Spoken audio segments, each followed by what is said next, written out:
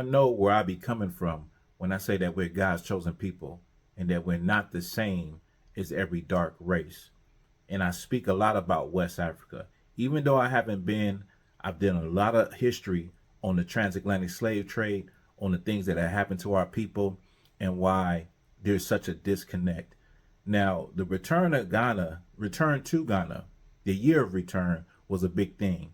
And I brought it out before that this was a campaign targeting black people in America, black people in the diaspora, to get them to come and bring some tourist dollars to Ghana to stimulate the economy.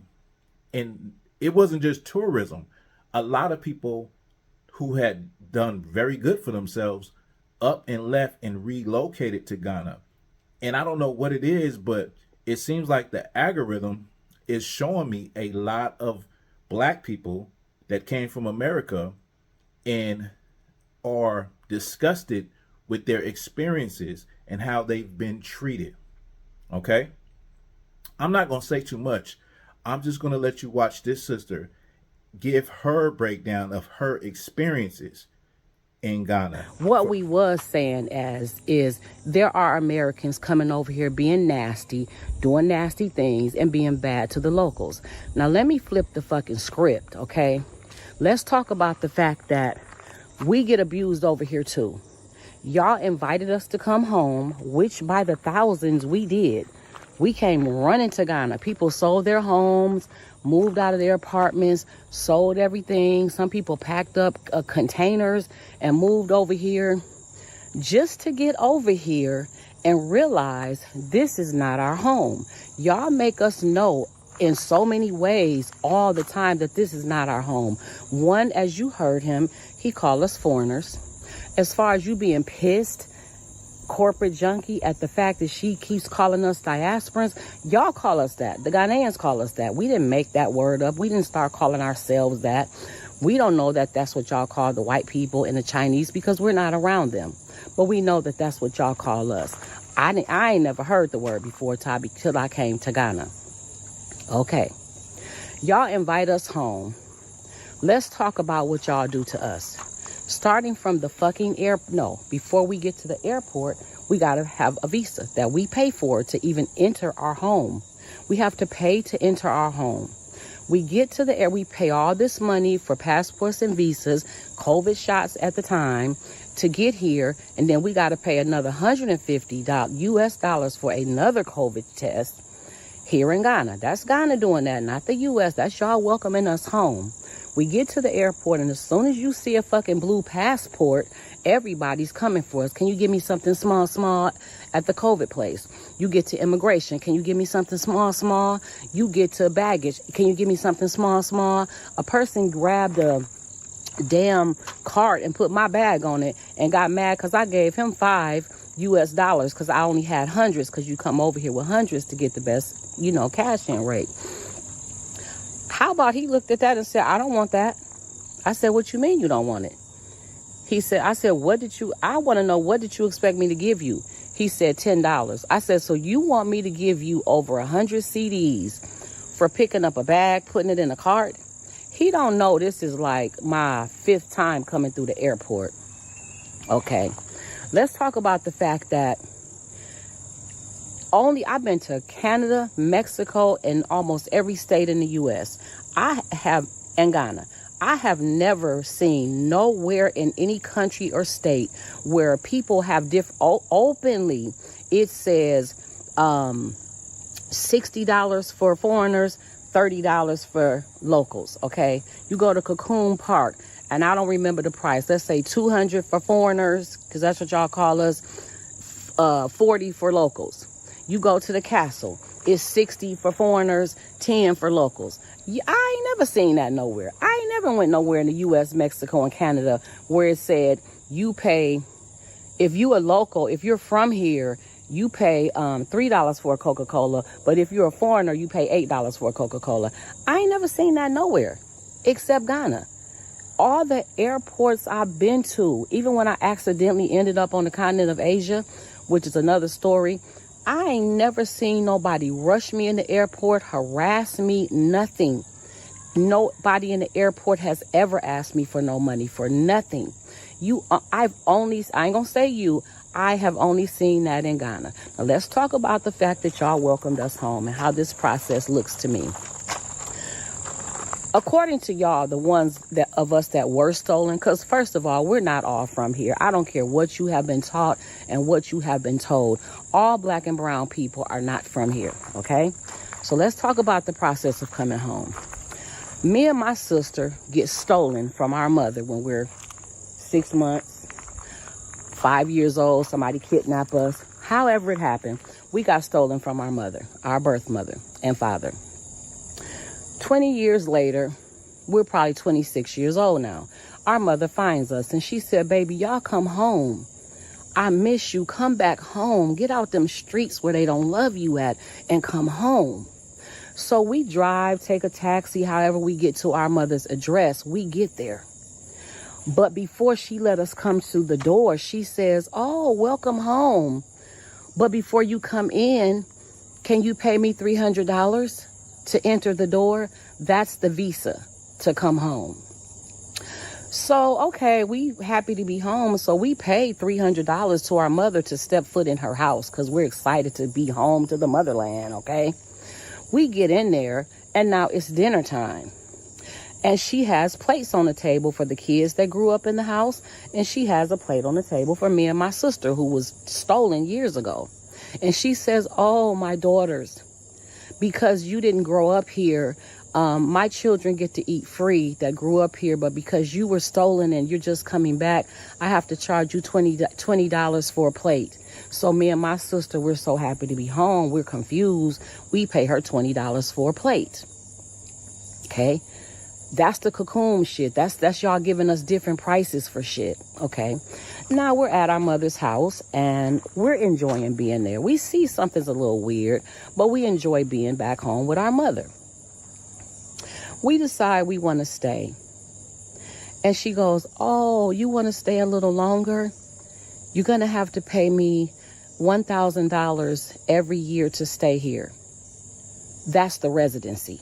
Now we're paying her for residency, even though she invited us home after we were stolen from her. Okay. Now we pay the residency. And then we decide, you know what? We want to get on the birth certificate. We kind of like it here. It's a little weird, but we comfortable enough to stay here.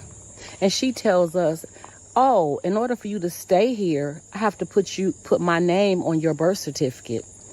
That's going to be $3,000 each, please. And then I will put your name on the birth certificate and you will become a family member. That's the citizenship. That's the citizenship. So how are we home if we got to pay y'all? Why aren't the visas free? If this is home, why don't you make this visa free for us? If this is home, why do we have to pay to be a resident? If this is home, why isn't our citizenship automatically given to us?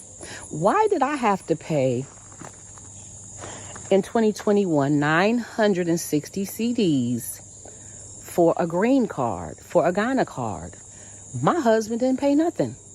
Now, I have heard locals in Accra said that they had to pay 240 CDs. Why was there a KEA office right across the street from my store, little down from my store, where the Ghanaians go to get their Ghana card? Oh no, as an American, I had to pay a taxi to take me 3 hours away to Takoradi to get my Ghana card and pay 960 CDs for it. And to this day, I ain't never used it for nothing. What the fuck is it for? Because I ain't used my Ghana card not one time. Not one time. So the thing about Ghana is stop crying victim. Stop crying victim, because y'all cheat us out of a lot of stuff. We move into houses. We pay thousands of CDs to move into these houses just to get in there and find out 7 of the plugs. Out of 7 plugs, 6 of them don't work. Out of 3 bathrooms, only 1 toilet flushes. The roof's leaking.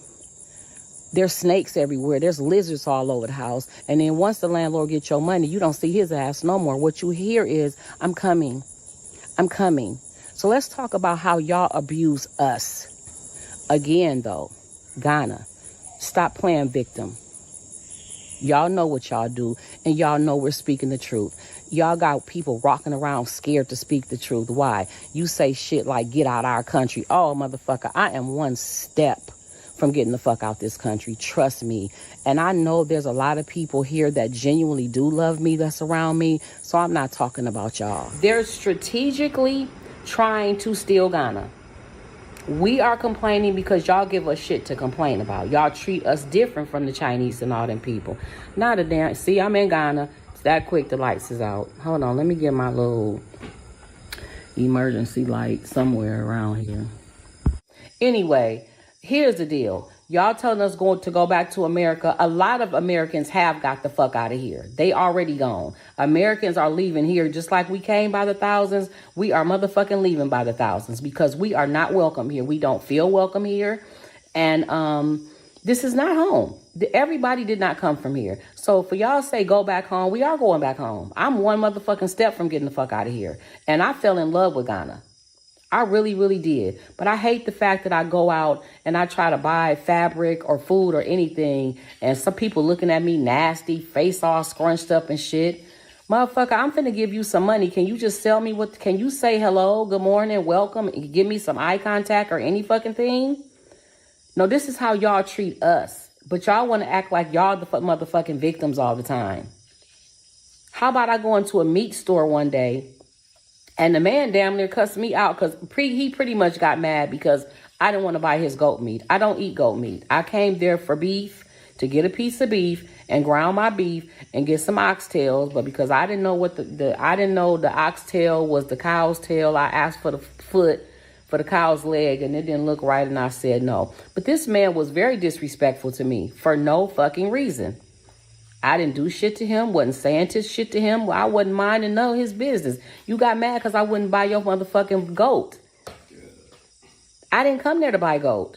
So y'all pay attention to how y'all treat us while y'all talking shit about what the fuck we do when we come here and we ain't developing y'all fucked up ass land, but y'all go to the U.S. and spend y'all money and keep it to yourself, send it back home. Y'all don't do shit for America. Y'all get over there. Y'all get black American women to get y'all over there, and then you fuck around and leave them. You got a whole wife over here, or you'll get over there and leave your black American and marry a white American, or marry another black American, because all y'all doing is scamming and using us. Stop acting like y'all love us and we're the ones that's wrong and we're the ones that's bad. Yeah, we were speaking on the few people we have seen, and we have every fucking right to speak on our experience and what we have seen. But that ain't what my channel is about. My channel was about letting you see the good, bad, and the ugly about Ghana. Now, what's very clear and very obvious is that a lot of our people don't really realize that we're not all the same people. A lot of our people are westernized and educated in a way to believe that anybody that is dark-skinned, any of these races, they're all the same, especially black people that came through the transatlantic slave trade. So they go there with a mindset that they're going to link up with their brothers and they're going to be treated as such, as brothers and sisters. And this is a miseducation that we have to get over. This is something that, you know, a lot of times they say they did their homework. They researched everything before they went out there. But we don't have the homework or have done the research on our heritage and the fact that we are a different people, on the fact that we are God's chosen people, on the fact that you don't sell your loved ones, and on the fact also that the people that were sold were culturally and ethnically different. They didn't sell their brothers and their loved ones. They didn't sell their people. They sold a people that was not their people, number one. And number two, everybody that's dark-skinned is not the same. And so I think that's another reason why our brothers and sisters that go abroad and they see how they're being treated, don't understand it, is because they don't understand the history of our people. But I'm off of it. Y'all let me know what y'all think about this sister's experience. And you know what it is. This is Black Authentic Truth.